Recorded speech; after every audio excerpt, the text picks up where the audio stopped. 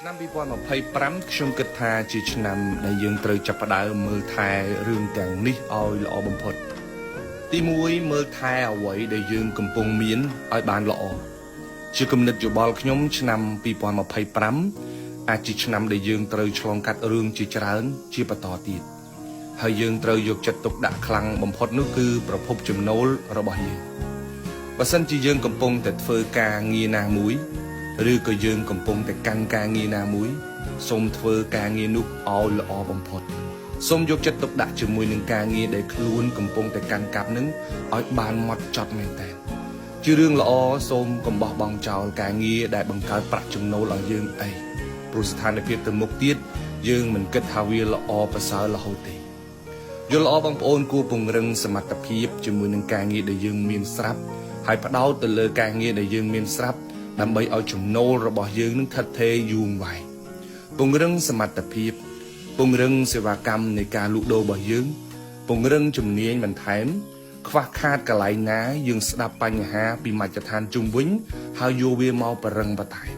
ខ្ញុំសង្ឃឹមថាគ្រប់គ្នានឹងល្អប្រសើរខ្ញុំយកចិត្តទុកដាក់មើលថែចំណាយតូចៗឲ្យបានល្អប្រសើរឆ្នាំ2025នេះខ្ញុំសូមទាំងអស់គ្នាមើលថែ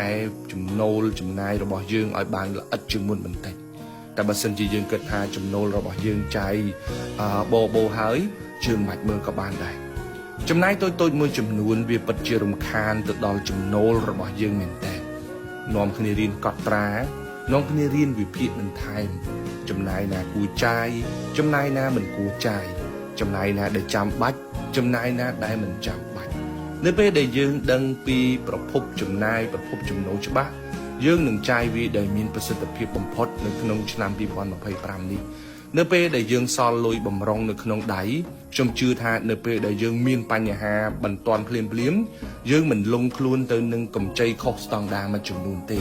ហើយវាជួយសម្រាលបន្ទុកចំណាយរបស់យើងមួយចំនួនឲ្យយើងមានពេលវេលាសមស្របនៅក្នុងការគិតគូររកប្រភពថវិកាមួយចំនួនដើម្បីដោះស្រាយបញ្ហារបស់យើងក៏ថាបានដែរអញ្ចឹង2025នេះសូមពិនិត្យមើលប្រភពចំណាយតូចៗនិងប្រភពចំណូលរបស់ខ្លួនជាប្រចាំទី3សូមមើលថែផ្លូវចិត្តខ្លួនឯងឲ្យបានល្អលុយជារឿងសំខាន់ប៉ុន្តែផ្លូវចិត្តគឺជារឿងចាំបាច់បំផុតនៅក្នុងជីវិតរបស់យើងសូមចំណាយពេលវេលាមើលថែផ្លូវចិត្តឲ្យបានល្អផងការអានសៀវភៅការស្ដាប់ព័ត៌មានវិជ្ជមានការស្ដាប់វីដេអូលើកទឹកចិត្តការហាត់ប្រាណការហូបគ្រប់ការគេងគ្រប់វាពិតជាជួយយើងបានច្រើនមែនទែនរៀនគ្រប់គ្រងផ្លូវចិត្តឲ្យបានល្អព្រោះ2025ទៅមុខខ្ញុំគិតថាមានមនុស្សជាច្រើនដែលនឹងប្រើប្រាស់បណ្ដាញសង្គម